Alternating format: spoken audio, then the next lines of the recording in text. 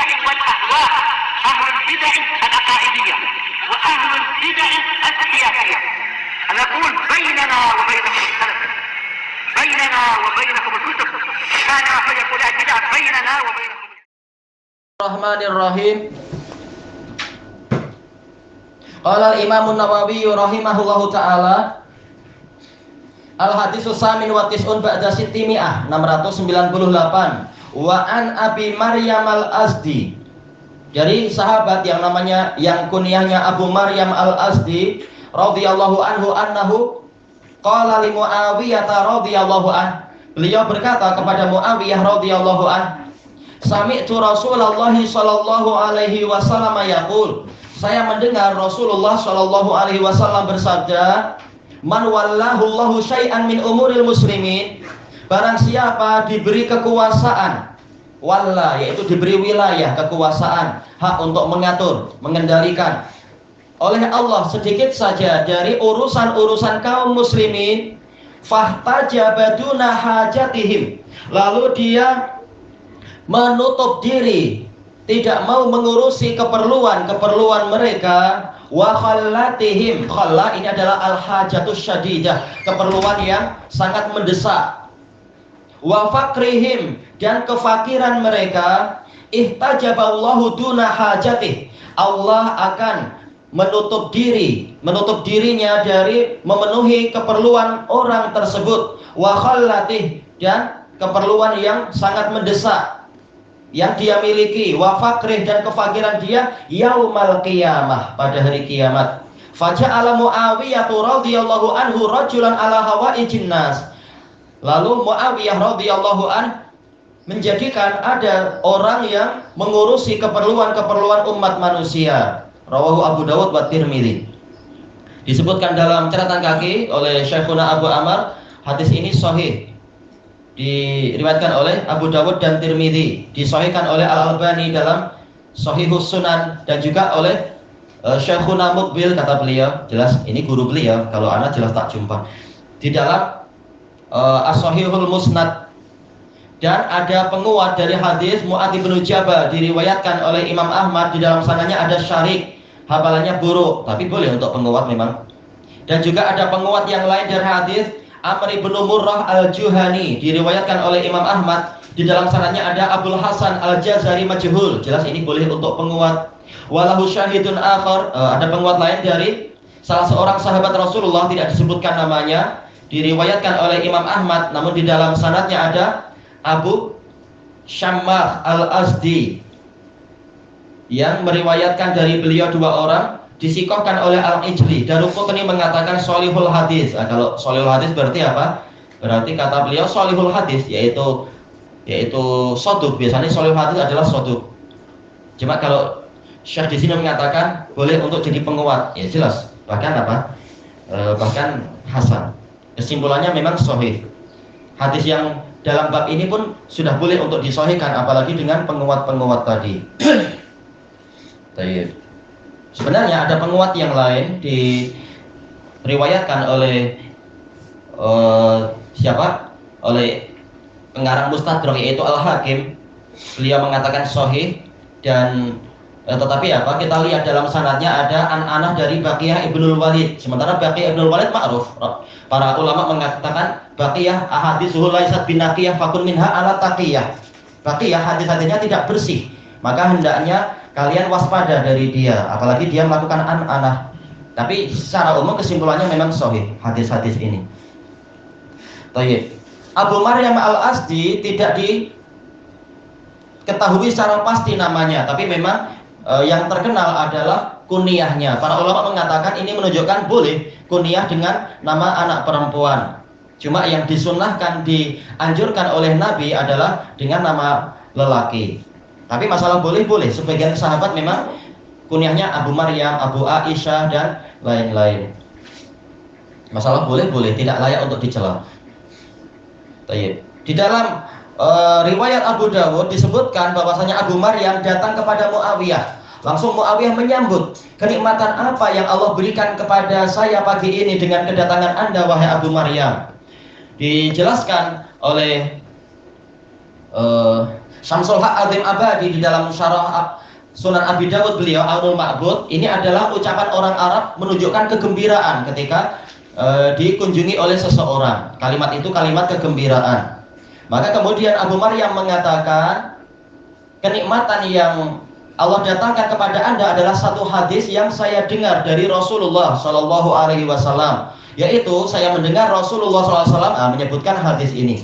Man wallahu Allahu syai'an min umuril muslimin. Barang siapa diberi wilayah, diberi kekuasaan sedikit saja oleh Allah dari urusan kaum muslimin. Baik, ini bersifat umum, sedikit saja. Syai'an nakirah litaklil, menunjukkan walaupun hanya sedikit. Ini menunjukkan yang namanya waliul amr itu bukan hanya pemimpin tertinggi, wakil-wakil mereka juga waliul amr, sampai bahkan kepala desa, mungkin kalau di Indonesia kepala RT, rukun tangga dan seterusnya, rukun tetangga, itu juga bagian dari waliul amr karena mereka adalah wakil dari waliul amr yang tertinggi. Cuma kekuasaannya sesuai dengan batas wilayahnya. Dia boleh berkuasa di wilayah itu, tapi masyarakat di wilayah yang lain tidak wajib untuk patuh pada dia, patuh pada yang memang menguasai dia, menguasai mereka. Tapi jelas semua itu adalah waliul amr sesuai dengan kadarnya. Yang pasti hadis ini bersifat umum. Umum dari sisi mana? Dari man, dia adalah isim syarat, yufidul umum.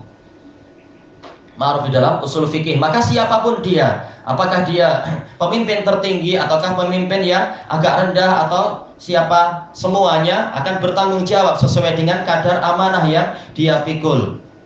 Baik, syai'an min umuril muslimin. Min dan setelahnya ini adalah sebagai na'at dari syai'an. Fahtajabaduna hajatihim. Lalu setelah dia memikul amanah itu, bahkan zaman sekarang adalah sengaja mengejar amanah, bahkan siap merasuah kebanyakan di dunia ini. Setelah itu ternyata dia membohongi mereka, dusta.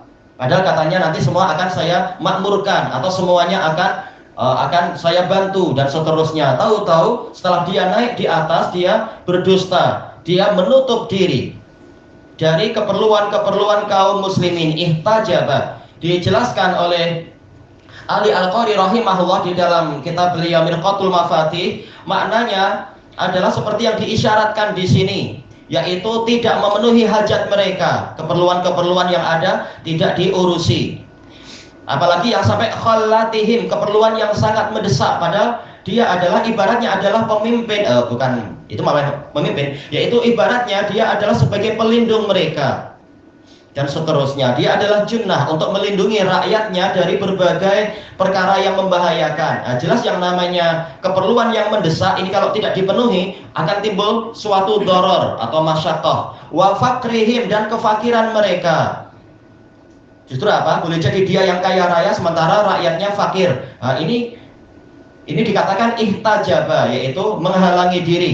Termasuk di dalamnya kata para ulama adalah meletakkan hajab dan meletakkan haros, meletakkan para pengawal dan para penjaga yang menahan mereka untuk masuk menemui penguasa, kecuali kalau tujuannya ada agar tidak timbul ightialat seperti yang dilakukan oleh Ikhwanul Muslimin di mana dulu itu di Mesir. Tahu-tahu kemudian membunuh penguasa, membunuh menteri dan sebagainya. Jelas ini berbahaya. Yang namanya pengawal itu wajib ada sebagaimana yang diletakkan oleh para penguasa setelah wafatnya Umar ibnul Khattab. Yang namanya pengawal, penjaga itu wajib. Tetapi jangan sampai para pengawal itu justru menghalangi orang yang baik-baik yang ingin datang untuk keperluan yang sesuai dengan syariat. Baik. Dijelaskan oleh Ali Al-Qari juga, kemudian dinukilkan oleh Syamsul Haq Azim Abadi, hajat di sini bersifat umum, hajat duniawiyah dan hajat diniyah. Perkara-perkara itu semua masuk di sini. Ini bersifat umum. Maka kalau dia sampai melakukan yang seperti itu, menghalangi orang yang layak untuk meminta bantuan, maka hukumannya adalah ihtajaballahu duna hajatihi wa khallatihi wa fakrih. Allah akan menutup diri dari dia, tidak memenuhi keperluan dia, tidak memenuhi hajat yang sangat mendesak yang dia miliki dan kefakiran dia.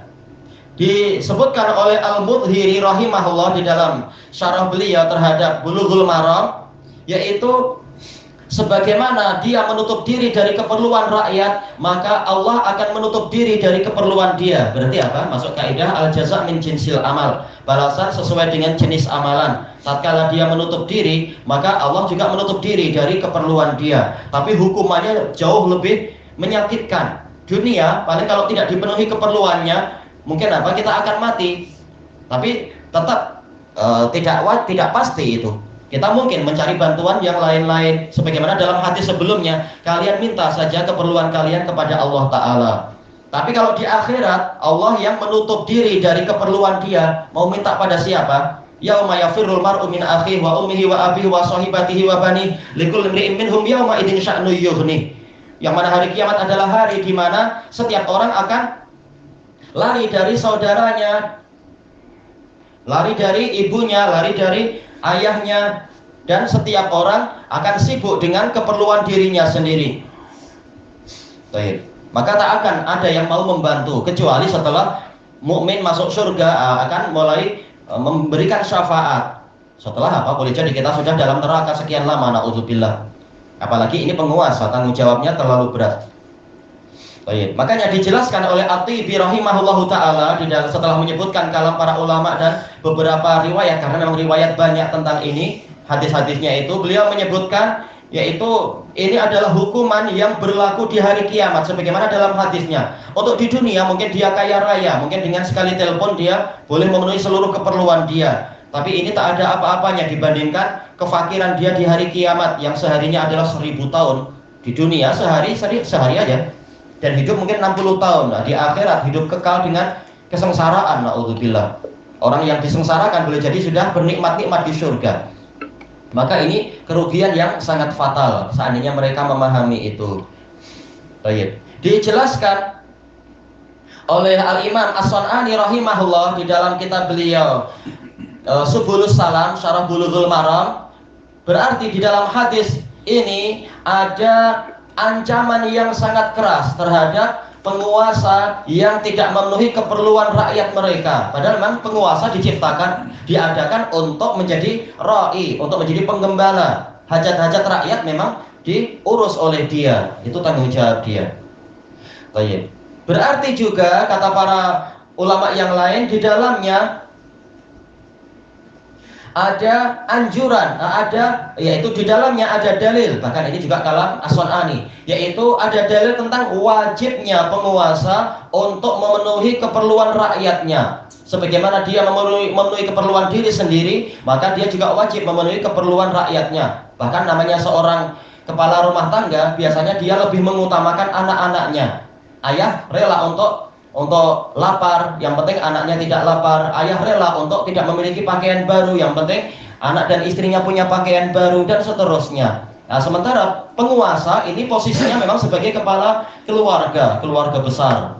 Maka itu tanggung jawab dia. Makanya kalau dia tidak mau bertanggung jawab, maka hendaknya dia jangan masuk kepada urusan politik, karena tanggung jawabnya memang besar di sisi Allah Ta'ala. Faja'ala Muawiyah radhiyallahu anhu rajulan ala hawaijin nas.